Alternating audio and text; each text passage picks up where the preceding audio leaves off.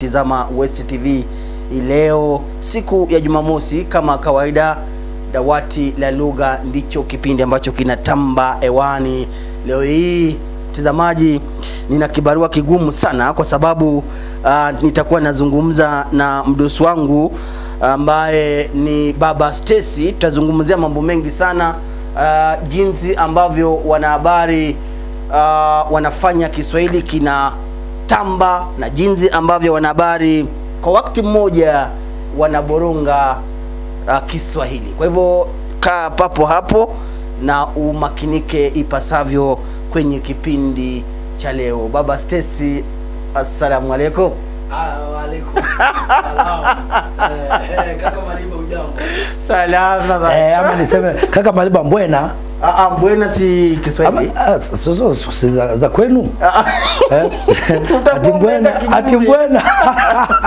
Habari ya leo lakini. Nashukuru Mungu amesaidia. Ama Mungu ametusaidia. Tumeamka vyema. Familia wajambo nyumbani. Vile vile unavyoniona nipo sawa. Niko sawa. Tunapiga shughuli, pengine wewe. Mimi niko sawa. Nyumbani kwangu kuzuri. Mumiasi watu wako sawa. Nimetoka kule mapema kidogo, ndo nafika sasa hivi. Inapendeza kuona kwamba umefika kuwajibika, na vile vile umeweza kupigwa na baridi ile ya asubuhi na ukaamua uwajibike, na wote tuje tuwajibikie mtazamaji ambaye tayari amejiunga nasi kwa kipindi, na kuona kwamba kipindi cha leo ambacho ni tofauti, kwani mambo yanazidi kuchemka hapa ndani. Sikutarajia au kutarajia? Sikutarajia mimi kuzungumza na wewe kwenye meza moja. Unajua inatokana na kwa tabia yako mbaya hii ya nikikutafuta usiku, atuliniambia kwamba wewe unapotoka kazi usitafutike. Huwa nakaa na familia. Mambo ya kazi, mimi nikiwa kwa nyumbani kwangu waspendi simu za kazi, na nikiwa kazini pia simu za nyumbani waspendi. Haupendi? Mama na watoto na familia ijukumike kule, na pia nikiwa kazini huwa najukumika kikazi. Sijui kama umenipata. Nakupata. Na unajua vizuri sana pia jamii na umuhimu wakati ambapo unakaa nayo. Lakini tunakumbusha kwamba mwanahabari hasitishi kazi. Hana muda wa ule muda ambao anasemekana sio mwanahabari. Kwa maana Mike Maliba ni mwanahabari wa kila wakati. Lakini hali ndio hivyo. Mtazamaji, tulivyokuambia ni kwamba leo tutakuwa tunazungumzia jinsi wanahabari wanavyoboronga na kukuza Kiswahili. Kwa hivyo salia papo hapo, lakini baba, ningependa kuuliza swali moja kabla hatujaanza kipindi chetu rasmi, kwamba neno shikamoo, wakati mmoja unaweza pata wewe unasalimia ama unamwamkua Stacy, shikamoo mwanangu. Lakini kimaadili naambiwa kwamba neno shikamoo ni neno ambalo linastahili kutumika mtoto akimwamkua mtu mzima, lakini wewe unamwamkua Stacy wako kwamba shikamoo mwanangu. Na umeleta jambo hilo wakati mzuri sana, na ndio unakujia hapa sasa tunapozungumzia mazungumzo ya kawaida na kutumia maneno rasmi vile vile. Neno shikamoo kwanza, kwa utafiti ambao mimi nimekuwa na ufanyafanyia, neno hili la shikamoo peke yake ni neno kubwa sana. Kwa mtu mzima ama hata kwa mtoto ni neno ambalo alifai kutumika ovyo tu. Na umeleta vizuri sana, kwa maana unaona mtu wa hadhi fulani, haijalishi ni bora wewe ni mtu na heshima yako. Wewe kuna wakati mwingine utaniambia hujambo na unaona pengine mimi na kwa mkuu shikamoo bingwa. Hili neno shikamoo ni pia ni mazoea, lakini maana halisi ya neno shikamoo ni ile mtu amekulalia chini, amekugusa miguu. Yani ni shikamoo. Yani yeye yuko miguuni pako, amekushikilia, yani ile heshima, amenyenyekea kabisa. Yani ndio mtu anasema hiyo ni shikamoo. Kwa maana wewe ni watu wengi tunaipuzilia sana hili neno matumizi yake. Ndio maana tu vile umesema tutanipata mimi na mwamko Stacy shikamoo mwanangu. Lakini haifai, kwa maana yeye anastahili atanifanyia hivyo, kwa maana mimi ni babake kwa ile hadhi. Lakini sana sana mimi nikikuzungumzia na maanisha nimekuja kwa miguu yako kabisa, nimeshika kabisa. Unaona? Mbona sikupati? Kwa sababu kama ni heshima, hata wewe unastahili kuwa na heshima kwa mtoto wako.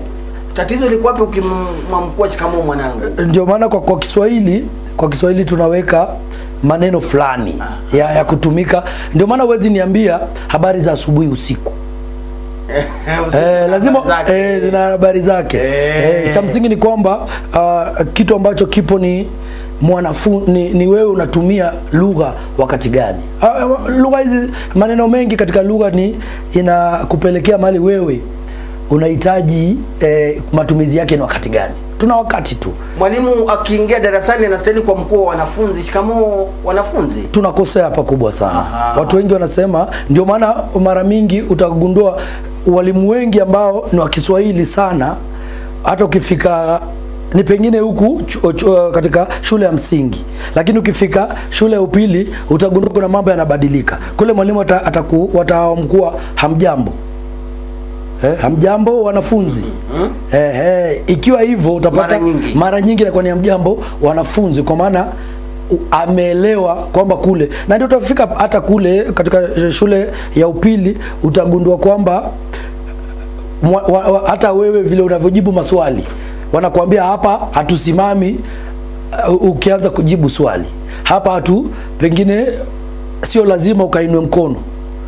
Ni kwamba mwalimu anapozungumza na wewe unahisi kwamba una mambo, unasema tu peupe. Vitu vinabadilika. Kule utakuwa ni hamjambo. Hamjambo wanafunzi. Kwa hivyo baba, kwa ufupi unasema kwamba shikamoo inatumika vibaya. Neno shikamoo inatumika vibaya sana. Kwa hivyo inastahili kwamba mtoto amwamkie mtu mzima shikamoo. Lakini mtu mzima, lakini pia umeleta neno hadhi. Kwa mfano, baba yako ashakumsima tusi, kazi yake ni mwendesha baiskeli bodaboda. Naam. Na ana umri wa miaka 70 tuseme. Naam. Na kuna mtoto mdogo ameenda shule vizuri, ni mwalimu ama ni tuseme mtu yote yule kwa jamii, yule mtu ana mali kumliko babako ambaye ni mwendesha. Kwa hivyo ile hadhi yake mbona tusimpe? Wajua hadhi, ama hadhi ni nini? Unajua hadhi Maliba, mtu yeyote ambaye sisi, nakumbuka sisi tukiwa au mimi ni katika ile utoto wangu nikiwa na kuja kuwa mtu mzima, hadi jirani bora awe ni baba, yule mtu hawezi kumuita jina lake. Awe ni mtu mzima, awe ni jirani, hata wewe ukija haujaoa mke, hauna mke, wewe bora ni mkubwa tu. Umenishinda umri, nitakuita mjomba. Mara mingi tunakosea hata tukianza kujua pengine mjomba ni nani, tukianza kuweka miwako ni nani, tukiangalia ni uhusiano wa hawa watu kwa jamii, utawagundua hata hawa watu wengine wa kando hawastahili kuitwa hivyo. Wanafaa tu pengine ni jirani, lakini ile heshima tulikuwa tunawapatia, unapata mtazamo anko ama hata muita mjomba. Mjomba alisema. Na wale sisi wale wazazi wa kitambo walikuwa wanatuadhibu popote. Kwa maana ile heshima sisi tulikuwa tumewapa na tumefunzwa kwamba mtu yeyote mzima anastahili heshima. Babako tayari akishaitwa babako, hiyo ni hadhi. Ndio maana mtu sasa hizi jamii yetu ina tatizo, na tatizo kuu tunasemeka inakujia hapa. Mtu yote ambaye hata uwe na pesa kiasi gani na hauna familia, utakuja kugundua hadhi yako utaangaziwa sana kwa upande wa kuwa na hela. Lakini kifamilia watasema huyu hana familia, huyu hawezi hata kutuongoza pengine. Lakini sasa hadhi, mtu yoyote ana hadhi, awe ni baba, jina tu baba ni hadhi, tayari imekutoa kwa pengine wewe ni kijana tu wenye mitikasi yako tu, lakini unapata inakutoa katika ile hadhi, unakuwa baba. Hata mama anatoka kwa usichana anaitwa mama. Sasa ni hadhi unapanda. Japo wapo kina mama ambao hawapendi hilo neno mama, jina mama. Kwa nini hawapendi jina mama? Wanasema anaweza kujibu vibaya sana, mimi ni mamako. Angali katika ule ujana ule. Sasa ujana, kuna wengi watasema hivyo kwa maana kihisi, unajua pia sio wote, kuna vile mtu anafurahia hadhi fulani wakati amefikia. Kwa sasa kuna kina mama wengi utakuta ni wasichana wachanga tu. Msichana pengine ndiye amefika miaka 19, miaka 20, tayari ameitwa mama. Yule ukianza kumuita mama, wewe ukija pale anaona unamtania. Mbona ananiita mama? Tayari unajua huyu vile ameishi na hiyo amepata ujauzito akiwa na usichana, ni msichana mdogo.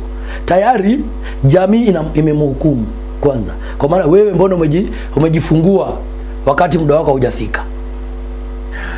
Hebu baba Stacy, pale pia nimekumbuka kitu fulani.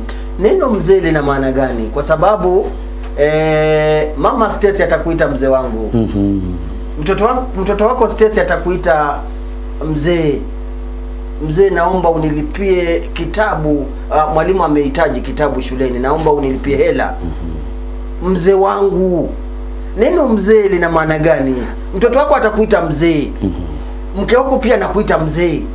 Mtu pale unakutana naye, mtoto anaheshima, anakutana nao anakuita mzee, habari ya leo. Mzee wangu, naam. Neno mzee linakujia wapi? Neno mzee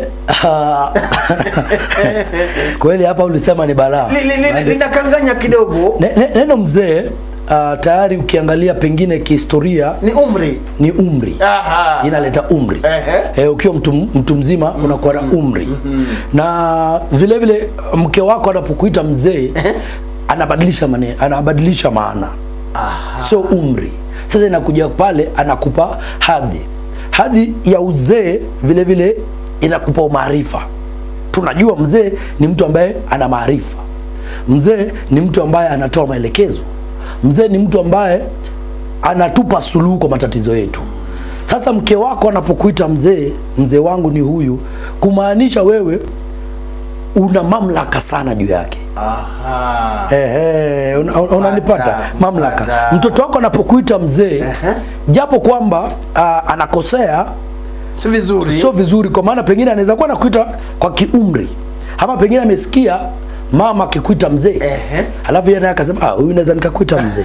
But hakuna siku mzee atinamaanisha ni mume. Hamna. Ati huyu ni mume. Tutaenda mara mingi tunasema tuacha nimsimamishe mzee wangu. Nimekutana na mambo kama hayo. Nimekutana naye mara moja. Wao wanamaanisha nini? Yule ataitumia ni neno la heshima tu. Anafaa ni kuheshimika tu. Huyu ni mzee. Na mara mingi vile vile mimi nahisi kwamba vijana kutumia neno mzee inatupelekea, kwa maana sisi tuliogopa kuwauliza wazee wetu majina yao. Mfano mtu kama wacha mimi namtania rafiki yangu Dr. Kundu. Katika umri Kundu ni mzee. Kwetu ni mzee. Kiumri na vile vile kiheshima. Tunamuita. Sasa yeye inategemea unamuita mzee wakati gani. Kuna wakati unaweza kumuita mzee wakati ana pesa, mtakosana heshima. Kwambia, lakini akiwa hana umuite mzee, itabidi atakubali, asema yeye anaona ni heshima. Lakini pengine anaweza kuwa na noti zake, alafu umuite mzee mkosane. But samani naona pengine kwa kuchanganya tu. Mimi mtu afasihi sana. Mali inatokea kwamba tumuite huyu mzee wetu. Tuna mzee kwa heshima. Utagundua mimi si vizuri na hisi kuenda kumwambia mzee unaitwaje? Jina lako unaitwaje? Sasa mara mingi nikimuita mzee ni nyepesi sana kuliko kuita mzee Kundu ama dokta ama Kundu.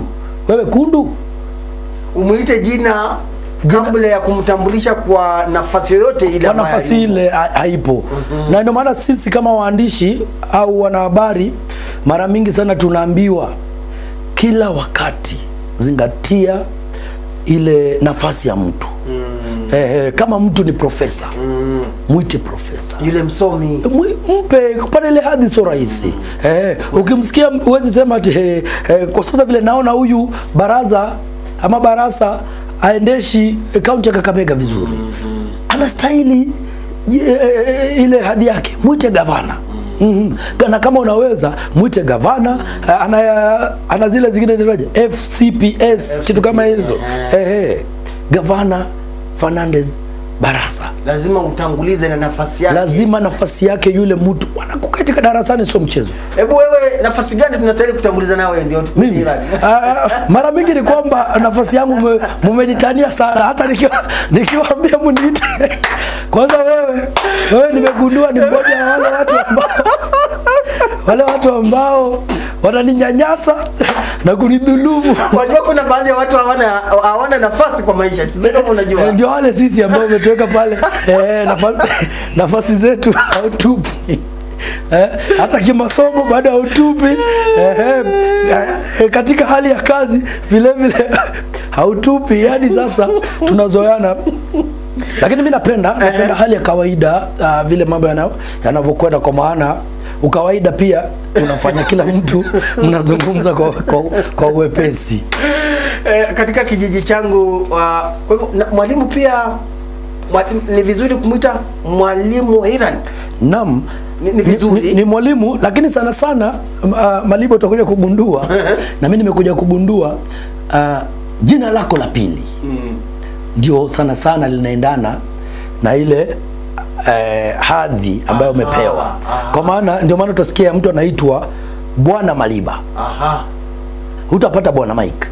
Bwana Maliba. Kweli. Utapata Daktari Kundu. Daktari Ruto. Ataitwa Daktari Ruto. Si vizuri kusema Rais William. Sio rais, sio vizuri. Lakini kuna mataifa mengine mambo yanabadilika. Kuna wakati fulani nilipata wakati wa kuketi kikao na marafiki zetu fulani kutoka taifa la Ujerumani. Na tulipokuwa katika kile kikao tulikuwa tunazungumza ukawaida tu, alafu tunaitana Idonglot. Anakuja huko unasema wesa. Alafu yule Mjerumani ambaye alikuwa pale wakawa wanashangaa mbona tunaitana kwa majina yetu ya pili. Akawa ananiuliza akasema tu, inaonekana nyinyi kwa jamii ya Kiafrika mnapenda sana kuzungumza kumtaja mtu kwa jina lake la baba au jina lake la pili. Na yeye akasema kwamba sisi Ujerumani ukimuita mtu yoyote jina lake la pili unakuwa unamkosea heshima sana. Na sasa sikuenda sana kwa maana walikuwa baada ya kumuuliza ni kwa nini, na yeye akasema sisi huku tunapenda mtu akikuita wewe ndio unajitokeza. Asikuite na jina la mtu. Najua sisi tunaanza na ukoo. Tunaweka wapi, ukienda mahali unasikia wa Maliba. Ndio maana kwa jamii ya Kikuyu wa Thiongo. Wa Wangeshi. Wanaitwa mtoto wa mtu fulani, wa Kang'ethe mtoto wa mtu fulani. Yani tunaitwa na ile jamii. Alafu papo hapo pia nimegundua kitu fulani kwa jamii yetu kwamba mtu anapokuwa mkwasi na mwingine pia ni mkwasi. Naam. Kwa mfano naomba unisaidie mali fulani. Rais mstaafu Kenyatta, nazungumzia Uhuru Kenyatta. Naam. Hajawahi tamka jina Ruto. Yeye hutumia William. Kwa nini? Hajawahi popote pale utamsikia akisema kwamba Rais William. Kwa nini? Mara nyingi cha kwanza tu vile pia kuna utani fulani. Tumemsikia mke ama mama wa taifa, mke wa Rais William Ruto, Mama Rachel. Unaona hata vile nimemuita na kiheshima, Mama Rachel. Unaona? Kuliko nilihitajika kumuita Mama Ruto au B Ruto. Lakini sasa tunapata kuita mama kwa maana kwa sababu ya mazoea. Mama Ruto. Mama Rachel. Na hata wengine wanamuita Mama Ruto, sijui kwa nini. Sasa ile kubadilisha tu. Akiitwa Mama Ruto, wa Kenya tutaitania na tutaleta mambo mengine. Lakini kitu kizuri unasema Mama Rachel. Akiwa Mama Rachel, mara so mingi utamsikia yeye amekuwa akimuita Rais Ruto, hamuiti Rais William Ruto. Anamuita Billy. Kwa maana ya ile William, neno William, jina William Waingereza wanaifupisha, hawaiti Willy, wanaita Billy. Ndio neno ni Billy. Sasa mara mingi utamsikia anamuita hata anamtania, anasema mume wangu Billy. Sasa unaona kuna huo utani ambao unakuepo. Rais mstaafu Uhuru Kenyatta amekuepo na Rais Ruto kama mdogo wake, na sasa sisi vile vile ni kama wewe babako mzazi ufike kule na kuite Mr.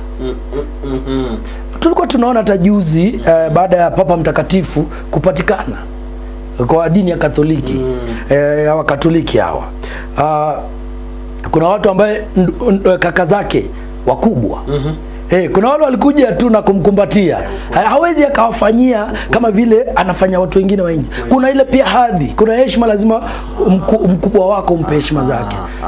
Sasa ndio unapata mara mingi mambo yanakwenda hivyo. Mtazamaji, ndio hivyo. Nina mwalimu wa walimu Baba Stacy anajaribu na kuhakikisha kwamba Kiswahili kinanyooka na vile ambavyo tunatumia maneno kwenye nafasi tofauti. Baba Stacy, leo tumemegea tu pale ambapo tumemegea, lakini ningependa sana sasa tuzame mahali fulani kwamba wanahabari, wajua kule nje watu wanajua kwamba wanahabari wanakijua Kiswahili sana, na ninakubaliana nao kwamba wanahabari wanajua, lakini pia Baba Stacy, wanahabari wao hao wanakiboronga Kiswahili. Hebu tuanzie hapa.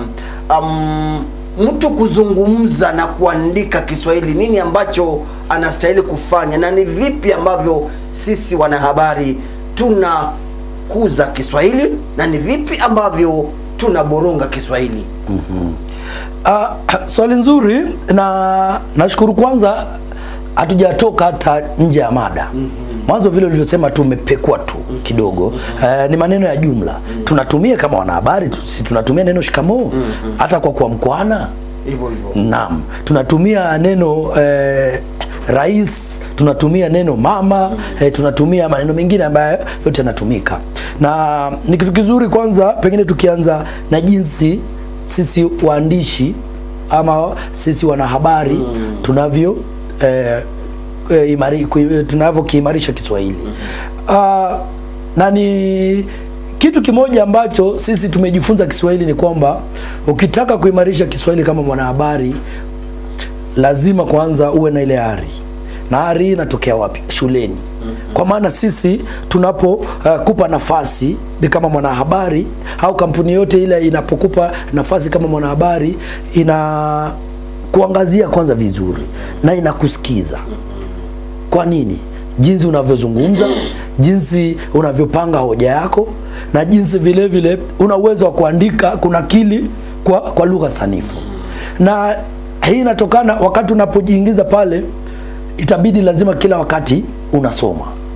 Kila wakati ni kusoma, unakutana na neno jipya.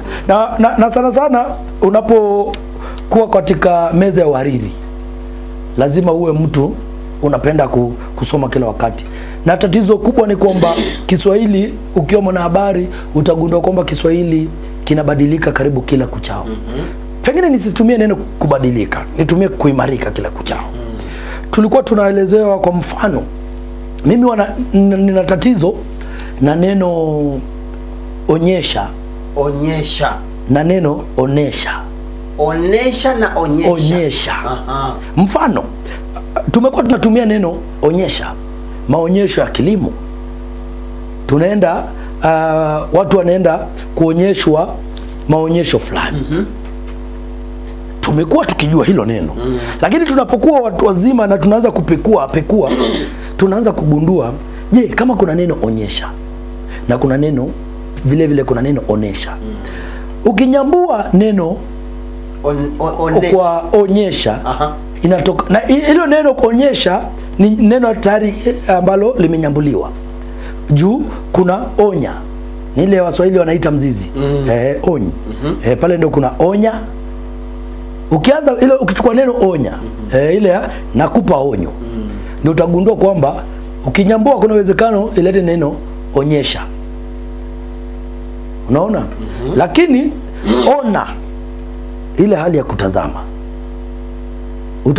Utagundua ona, onesha. Unaona sasa? Kuna ile hali. Na pengine kuna Waswahili wengine pale nje wataanza kusema hapana. Kwa nini wanatetea neno onyesha? Na kwa maana mimi naona hiyo ni kunyambua neno onya. Kwa hivyo neno sahihi ni kuonesha kulingana na utafiti wangu. Na vile na mimi nasema Kiswahili kinakuwa. Kuna mtu pale nje anaweza kuwa ana maoni kinzani. Na aseme hapana, neno stahili ni onyesha, sio onesha. Lakini kulingana na wewe, mimi nahisi kwamba neno ona. Kwa maana tayari nishakupa hoja zangu kwamba neno ona ukinyambua itakupa onesha, onea pengine. Lakini neno onya ukinyambua itakupa nini? Onyesha. Sasa kumaanisha hili neno nye tunadhani kwamba ni pengine ni neno mbadala na onesha, inaweza kuwa ni tatizo sana. Sasa nahisi kwa maana Kiswahili, unaona vile Kiswahili kinakuwa kwa haraka sana. Naam. Nakumbuka na sisi tunafurahia sana kwa maana kuna watu wengi ambao wanatazama vipindi vyetu. Na kwa utazamaji wetu sio watu wa chini peke yake. Tuna hadi maprofesa, wale wasomi wako pale wanatutazama. Na usishangae kwa maana mkuu wa chuo cha Kibabi hapa, daktari Ipara Odeo, ni daktari au ni profesa? Tofauti ya daktari na profesa nini? Kisomo bwana, wewe tusiende kule, lakini tutakuwa kama ni daktari Ipara msaidie pale kabla hatujatoka pale. Daktari na profesa. Kwa niaba ya mtazamaji. Naam. Daktari na profesa, nani ambaye ana kiwango cha juu kidogo kimasomo? Sasa pale pengine nilizamie na watu wengi sana ni madaktari. Kwa nini? Pengine nilizamie kwa maana tuna masters na tuna doctorate. Hizi degrees. Sasa pengine tulizamie na umenipa mtihani au wote tujipe mtihani, tuone kwamba mwanzo hao watu unasoma hadi wapi ndipo upate uprofesa. Lakini pia baba, naomba kukubaliana wewe kitu kimoja kwamba professors ni wachache. Profesa ni wachache. Na sana sana na madaktari ni wengi. Na sana sana profesa, mimi ningeweza kuweka kwamba profesa kwa kiwalimu inaenda sana, kwa taaluma pengine ya walimu inaenda sana, lakini vile vile pia tuna doctors. Pale ndio kuna tatizo zao, unaona bado unachanganyikiwa na azaleta mkanganyiko pale. Na ndio naomba pengine tuliwazie baadaye. Kule ninakotoka madaktari ni wengi. Na profesa yupo hata mmoja. Lakini madaktari wengi ni wengi. Masters ni nyingi, lakini ile uliita doctorate hamna huko kwetu nakotoka. Hamna. Kapeleke moja. Washangaze. Tuendelee. Naam, vile tulivyokuwa tunasema Kiswahili kinakuwa. Hakibadiliki, kinakuwa. Na hawa mabingwa ambao tutazama sana sana vile vile pia hutukosoa.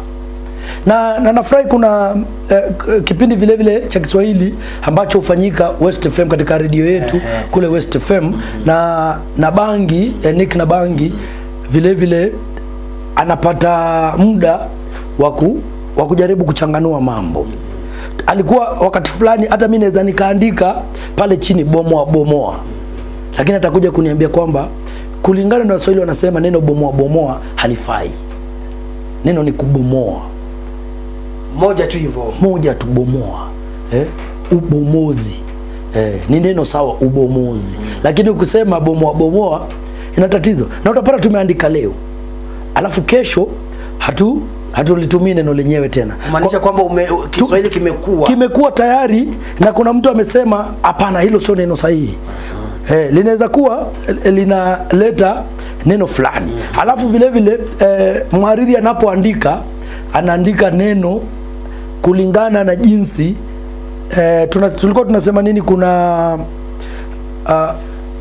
mbona ile neno lanipotea, ile neno la kiisimu ya kwamba kama sajili fulani. Sasa pengine mimi nahisi sajili yangu kama kuna ya mahakamani, tunatuambia pia kuna ya uandishi kama wanahabari, na ndio nasema pengine sisi tunaweza kuwa nikisema leo neno bomoa ni harakati ya kubomoa hapa, kubomoa pale, kubomoa kule kwingine, kuangusha yale majengo, nitaiweka bomoa. Lakini kuna mtu akasema hapana, shughuli ni nzima ya ubomozi tu. Na ndio pale sasa sisi itabidi tuikumbatie. Kwa maana mimi ukishanipa hoja yako na nikubaliane nayo, sina budi ila kutekeleza hayo na nijifunze. Nasema nimejifunza haya na hapa ndio mambo yanakwenda. Sasa wanahabari wengi sana vile tunaleta maneno mapya sana katika Kiswahili. Tuligundua kuna mwanahabari wetu aliyekuwa hapa katika kaunti yetu ya Bungoma, mwanahabari Mwasame. Nakumbuka kuna wakati fulani taarifa yake ilienda sana akisema kuna vijana wenye misuli tinginya. Ati kwamba mtu ana enyele muye. Maneno kama hayo sisi tumemsikia mara ya kwanza kutoka kwa Dr. Mwasame. Wakati huu tunamuita Dr. Mwasame. Ameenda sana. Ameenda, lakini Dr. tunamuita bado. Lakini kwa maana tunapenda. Tayari ashachukua ile masters. Pengine Kiswahili inaweza kuwa uzamili. Anaichukua pa. Amechukua tayari anaendeleza. Pengine anaweza kuwa anaendeleza pengine hadi doctorate. Tuweze kujua tumuite doctor sasa. Dr. Mwasame. Alikuja na yale maneno. Mswahili mzuri ni mtu ambaye sasa akisikiza hivyo anaenda kutazamia. Kuna wakati neno kama tumekuwa tunatumia ati mtaala wa CBC. Mtaala wa CBC. Mtu anajuzu kanrekebisha sio CBC, sasa imesema ni CBE. Lakini tunajiuliza, je, bado inasalia kwa Kiswahili kwamba ni mtaala wa umilisi? Kumaanisha ile CBC, mtaala wa umilisi. Wakati ulikuwa unasema mtaala wa umilisi, nilikuwa naona hata nikiandika wakati mwingine kwenye mitandao yetu, mtaala wa umilisi, mtu anauliza mtaala wa umilisi ni nini? Sasa unaona sisi kama wanahabari tayari tumeleta neno jipya. Tunakuja kuliweka wazi. Watu wanaanza kujua kuna neno umilisi. Ukiandika sekondari msingi. Nimelisikia sana hilo neno. Japo mimi huwa silitumii, bado silijui linamaanisha nini. Naam, ile ambayo tulikuwa tunaiita sasa junior secondary. Secondary msingi. But kumbuka kwamba tuna senior secondary ambayo inakuja baada ya watoto kutoka grade ya 9 wanaenda senior secondary. Sasa pale nilikuwa nauliza wakereketo wa lugha, tutaita vipi kama tuna sekondari msingi? Wengine wanazamia tuite sekondari tu. Baba japo nisingependa tuzamie pale, lakini haya masomo yenu siku hizi yananikanganya sana. CBE. Yananikanganya sana. Na vizuri kukanganye kwa maana ndio niweze nikatumia ile neno mzee kwako kuonesha umri. Kwa maana sidhani kama ningepata muda wote wa kulitumia kwako mzee Maliba. Na hivyo ndio mambo yalivyo. Yaani tunaleta wanahabari, tunaleta maneno mapya. Na pengine tunaweza kuwa tunaleta maneno mapya na vile vile tunakosea. Wanahabari wengi tunadhulumu Kiswahili kwa kukatiza maneno. Sana tunakatiza maneno. Alafu sisi hatufanyi utafiti wa kina kuhakikisha kwamba mtu yeyote yule ambaye pengine analeta maneno fulani tunalizamia.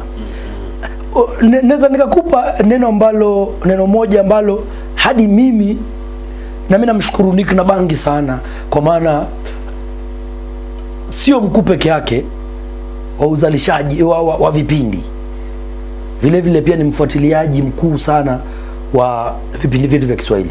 Na mara sio moja kwamba yeye ni baadhi ya wale watu wachache katika kampuni hii ambao wanajituma sana pia kusoma Kiswahili na kuhakikisha kwamba wanatueleza kwamba hapa umekosea, hapa haujakosea, hapa ndio neno sahihi ni hili, lakini hapa hapana, hili tulizamie.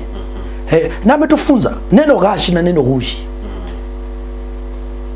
Hadi sasa kuna stesheni nyingi zinatumia neno hushi kumaanisha fake, lakini utagundua neno ghashi ndio neno sahihi. Ukiangalia, kwa maana tunasema kuna moja ni nomino na kuna moja ni kielezi. Umenipata? Sasa Mswahili ambaye uko pale ama mtazamaji, zamia kamusi, tuwe pia na wakati ya kusoma. Lakini pia zipo kamusi ambazo zinakanganya, sijui kama unaelewa. Zipo, na pia vile vile kamusi zinatuhangaisha sisi sana sana watu wapenzi wa lugha ya Kiswahili. Kamusi zinatuhangaisha, zinatusumbua sana kabisa, kwa maana kuna maneno kampuni. Ukiangalia pengine kwa kamusi itakwambia kampuni, ukiangazia ngeli ya lia, kampuni limefungwa, makampuni yamefungwa, na kampuni imefungwa, kampuni zimefungwa. Kuna kamusi ambazo zimeorodhesha neno kampuni kwa ngeli ya lia, na zipo ambazo zimeorodhesha kwa ngeli ya izi. Naam. Pale umeleta swala nzuri, hoja nzuri sana. Wapo wanaohisi kwamba endapo hujui ngeli basi wewe si Mswahili. Sio kwamba ni kuhisi, ndio uhalisia. Kwa maana ukitaka kutiririka kwa Kiswahili lazima ngeli ndo msingi. Sasa babu yangu ataniuliza pale kijijini, ngeli ni nini watoto wangu? Kwa maana yeye hajapata ile nafasi, hajapata nafasi ya kufanya nini, ya kuambiwa mbona maneno fulani yanafungamana, yanaenda hivyo, maelekeo ni fulani. Na kukumbusha hivi Maliba, wacha tuende kwa uhalisia. Babu yako kule kijijini anapozungumza Kiwanga, je, yeye uboronga?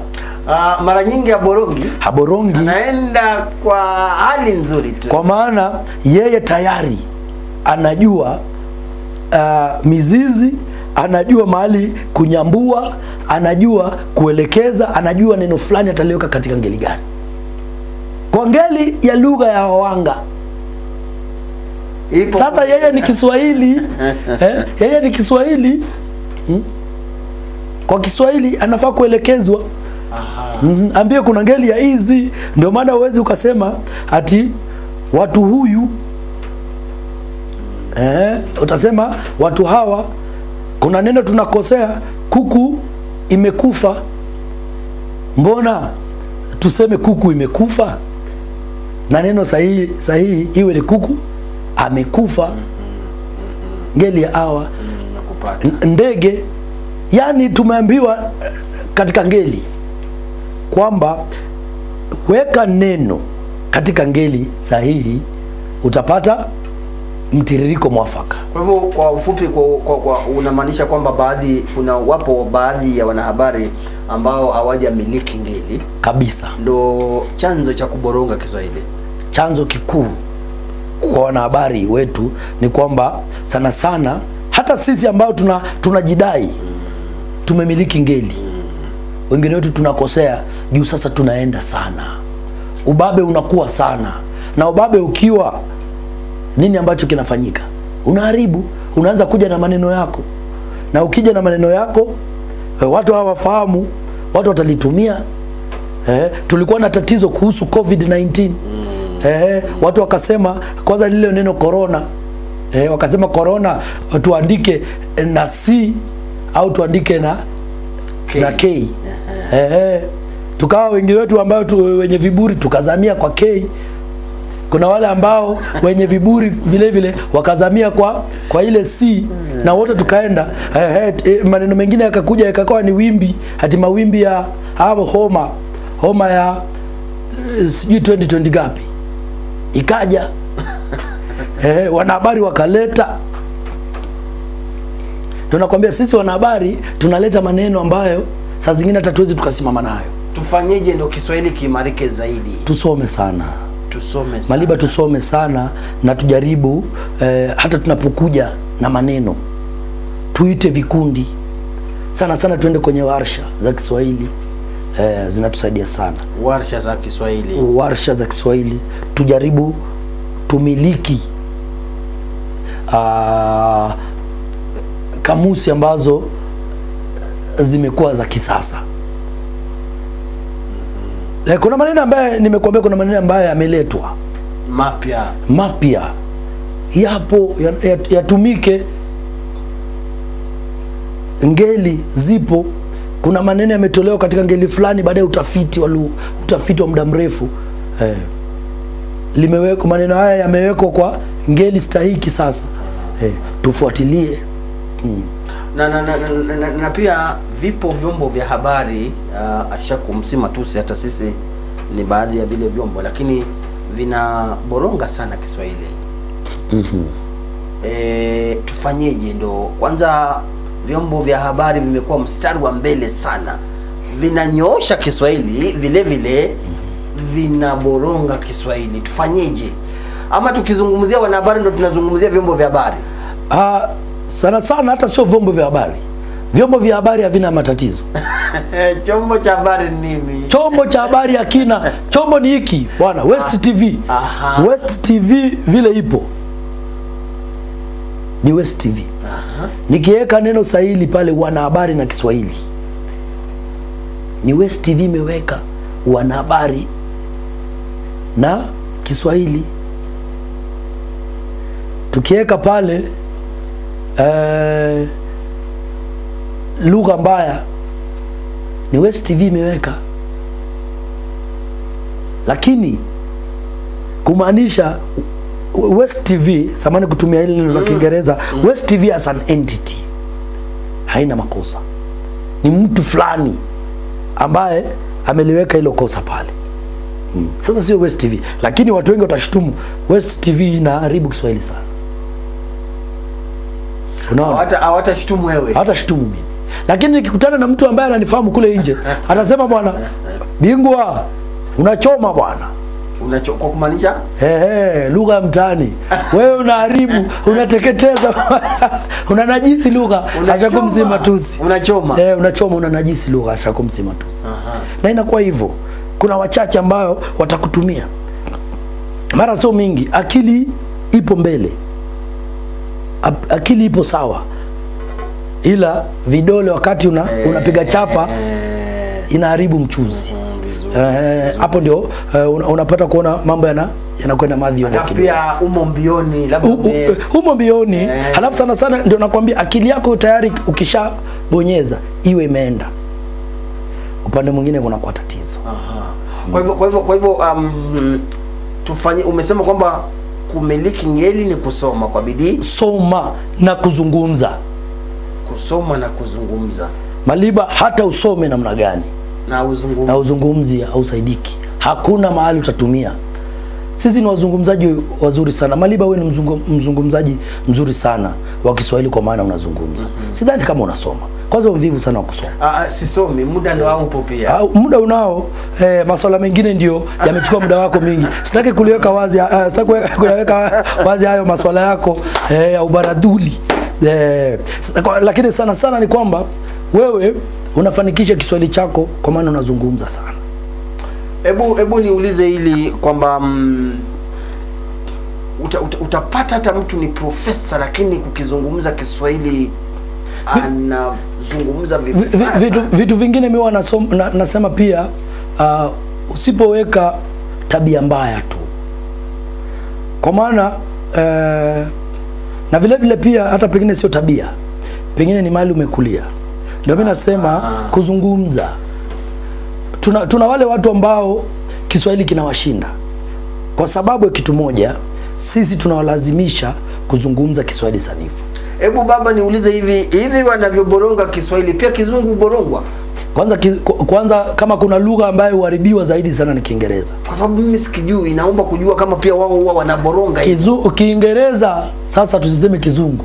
Kiingereza kinaborongwa sana.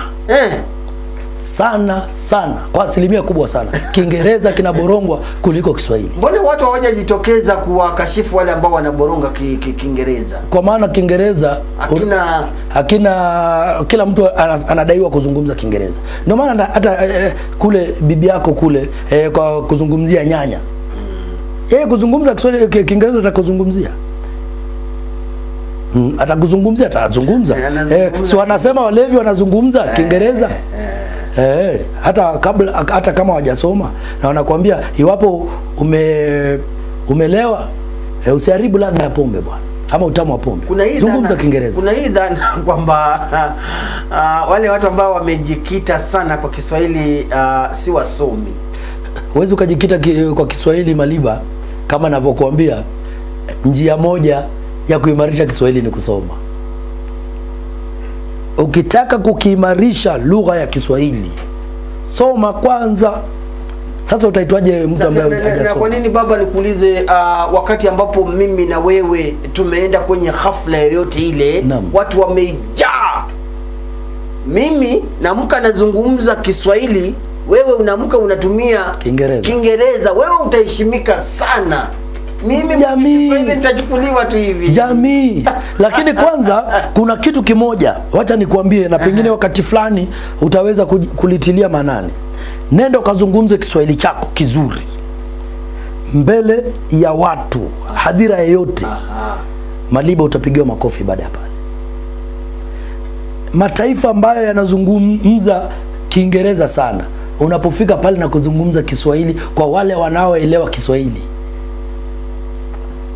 ukikamilisha hotuba yako lazima watakupigia makofi sana.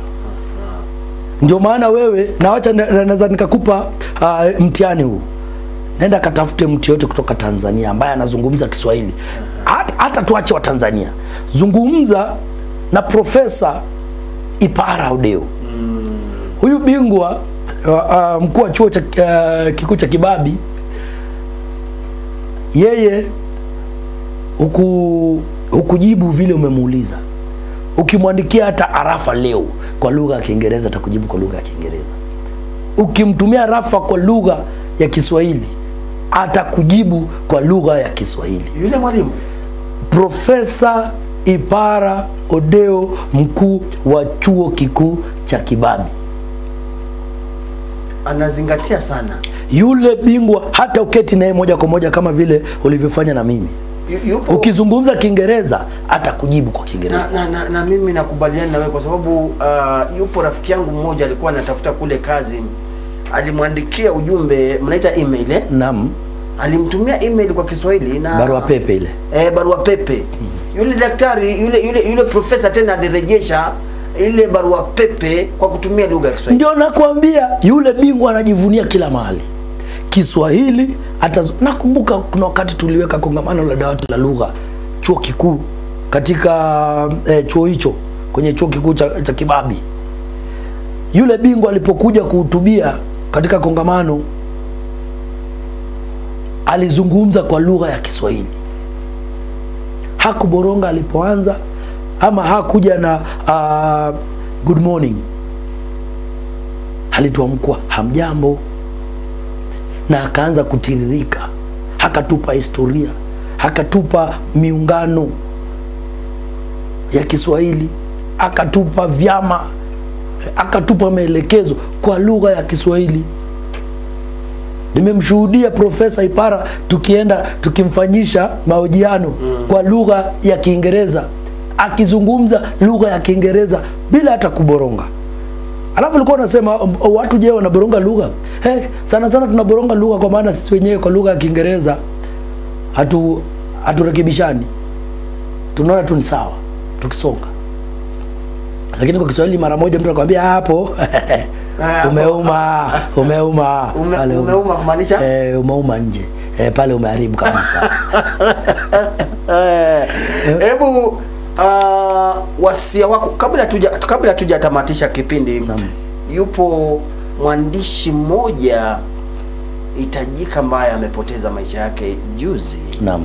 Je, kwa dakika za kuhesabu kama 2 ama 1, unamkumbuka kwa lipi zuri yule mwandishi yule? Ngugi, mwandishi Ngugi wa Thiong'o. Yule bingwa kwanza anastahili maua yake. Na samahani, sisi tunapeana maua kwa mfu. Hatumpi mtu akiwa uhai. Na cha kushangaza, na kwa mara ya kwanza mimi nakubaliana na wanasiasa na sana Speaker wa bunge la taifa Moses Wetangula. Alisema kwa mara ya kwanza amehisi kwamba waandishi wa habari au vyombo vya habari vimemnyima mkwasi mwandishi tajika nafasi ya kuonewa fahari sana. Na wakasema ameshangaa kuona kwamba Ngugi wa Thiong'o amefariki, ila magazeti yetu, vyombo vyetu vya habari halijamwangazia, hajapewa kwa Kiingereza sura ya kwanza, nafasi ya kwanza, ile kwa Kiingereza niseme top front page, hajapewa. Kina Chinua Achebe walipewa.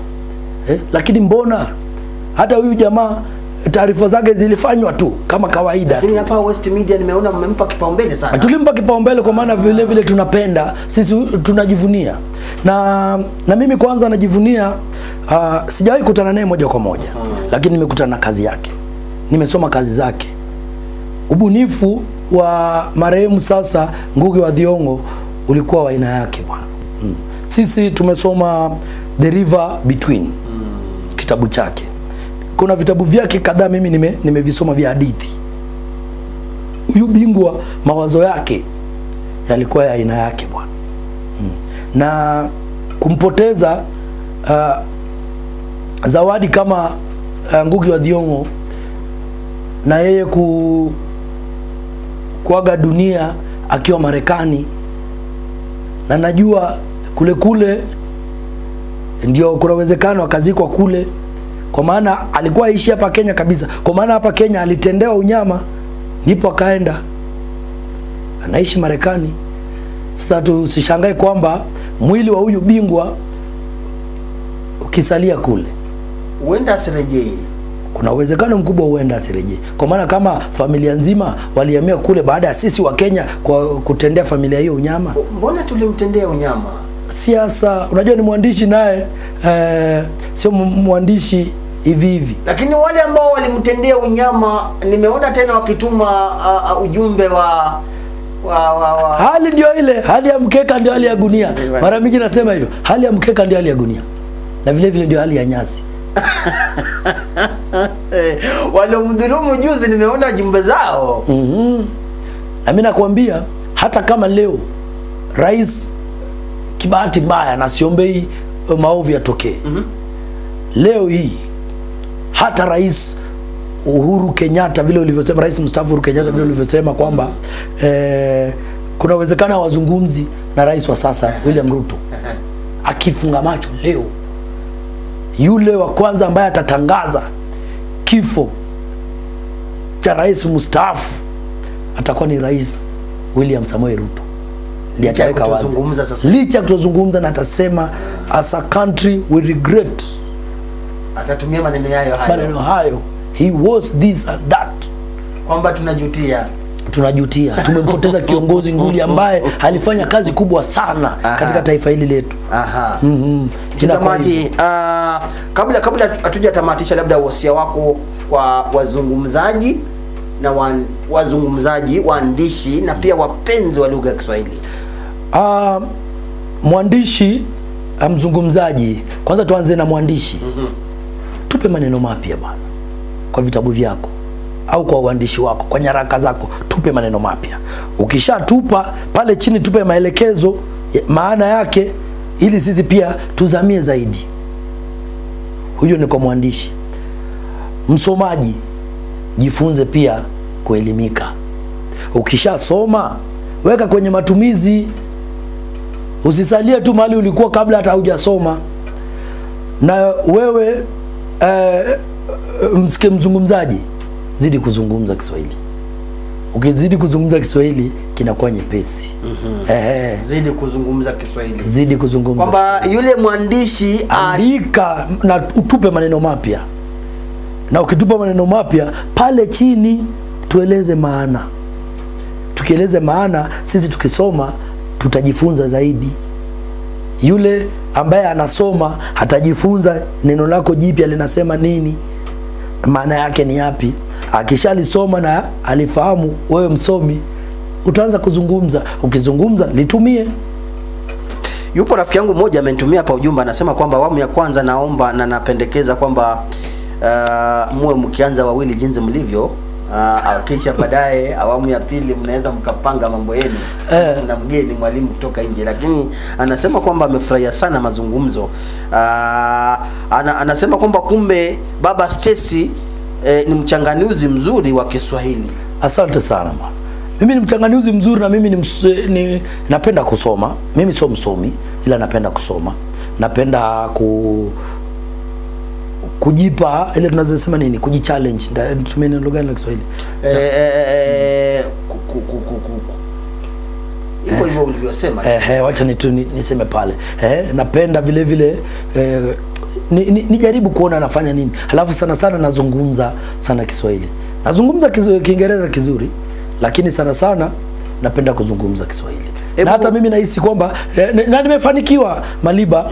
Nina katika antholojia kama 3-4 nina hadithi zangu tayari zimechapishwa za Kiswahili. Na cha kunipendeza ni kwamba napoandika hadithi yangu na nawasilisha kwa wahariri, maneno yangu machache sana hubadilishwa, kumaanisha najikita vizuri kwenye kuandika Kiswahili. Na mimi napenda wale watu ambao sana sana wakiona kwenye runinga yetu tumeandika wanatukosoa. Wanasema asilo neno. Mtu aendelee kutazama TV. Mtu anafanya nini? Anazidi. Unaona? Hebu Baba Stacy, kabla hatujatamatisha kabisa, tofauti kati ya hayati na marehemu. Hili neno yupo mtu ambaye amenitumia ujumbe kwa sababu anauliza mwisho kwamba mkishanijibu hilo swali, je, Ngugi wa Thiong'o tutampa nafasi ya kumuita hayati ama atasalia marehemu? Kwa sababu ametekeleza mambo makubwa sana nchini, hata kuliko baadhi ya watu ambao tunawaita hayati. Kuna wakati fulani na hili neno tumelizamia mara moja. Lakini hakuna mtu ambaye huja na wazo kamili. Mwanzo marehemu kulingana na Kiswahili ni mtu ambaye amefariki tu. Ataitwa marehemu, na hili neno marehemu linatumika kwa maana ni ombi. Tunasema Mungu, tunaomba huyu mtu arehemiwe.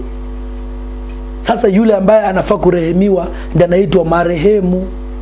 Wa kurehemiwa aonewe nini? Yani ni ombi. Ni kama maombi, tuseme neno maombi. Tumie neno maombi. Tunakuombea Mungu akuweke mahali pema. Arehemiwe. Ndio maana mara mingi utapata kusema atarehemiwa. Mungu amrehemu mahali pema mbinguni, kwa maana anapata neno hilo jina marehemu. Hayati nilikuwa nikifuatilia na alikuwa anasema hili neno ni neno la Kiarabu sana sana, na ni neno hayat. Na hayat walikuwa wanasema pengine ni mgonjwa, ni mtu mgonjwa. Na nilikuwa nafuatilizia, kuna wakati fulani bingwa fulani alikuwa anaelezea kusema kwamba hili neno kwanza hapa nchini Kenya ilitumika mara ya kwanza wakati rais mzee baba wa taifa hayati mzee Jomo Kenyatta alipofariki. Kwa maana ndio yeye kutangazwa, watu walikuwa bado hawaamini, wanasema pengine tu amelala, huyu ni mgonjwa, amelala. Hayati, huyu ni mgonjwa tu, amelala. Kwa hivyo hayati, na sasa ndio kuiweka ikatumika, yani watu hawajaamini kwamba amefariki. Ndio akatumia hilo neno. Na sasa limekuja likatumika kwamba kwa mtu yeyote ambaye ana hadhi fulani, aitwe hayati. Je, huyu ana hadhi hata wewe unajua? Na kwangu mimi naweza nikamuita hayati Ngugi wa Thiong'o. Lakini Ken Walibora hivi sasa mnamuita marehemu. Alifai hakuwa pia anafaa kuitwa marehemu. Anafaa tu kuitwa hayati. Kwa maana tuwape, kama ni watu wetu tunawapa hadhi. Hayati haijawekwa peke yake kwamba ni marais. Ndio nimesema hayati ni yule mtu kwamba ambaye amewekewa kwamba ana hadhi kubwa fulani.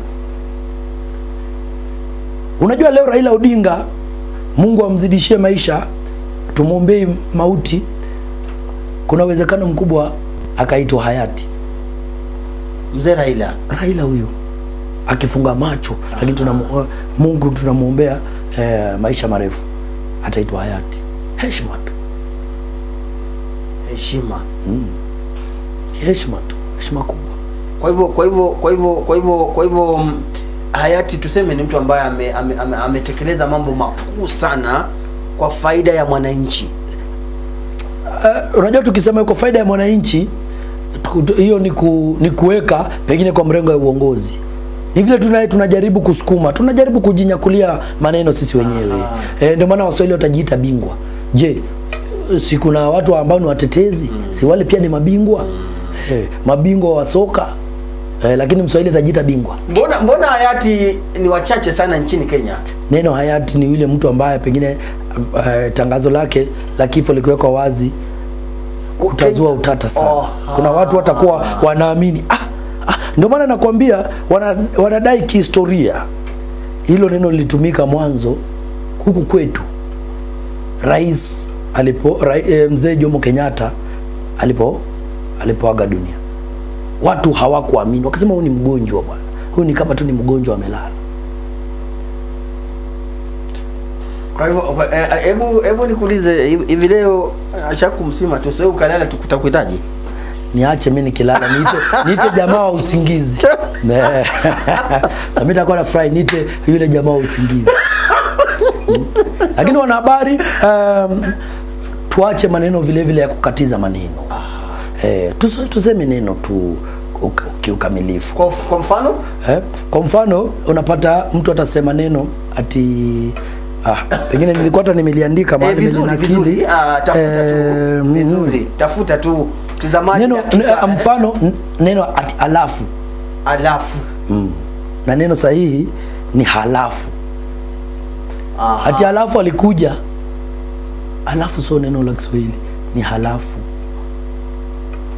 Unaona? Na sasa kuna ati wewe nipe hela zangu. Unapata ni hela. Ule ufupisho ile unafupisha mambo. Alafu sana utagundua hata kwa sporti.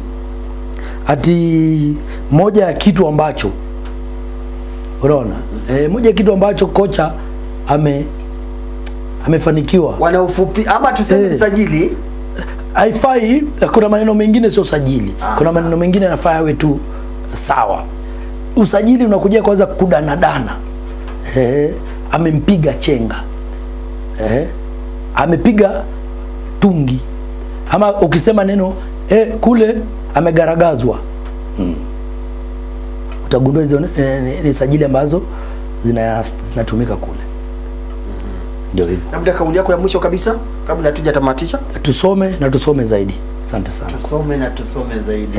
Tazamaji, dakika 21 zimekatika baada ya saa 5 asubuhi. Asante sana. Leo tarehe 31 mwezi wa 5, siku ya Jumamosi, kipindi hewani ni Dawati la Lugha. Nimekuwa na Baba Stacy, mimi ni Mike, wengi mnaniita Msungu. Awamu ya pili inakuja kwa muda mfupi ujao. Mwelekezi amekuwa Kibet.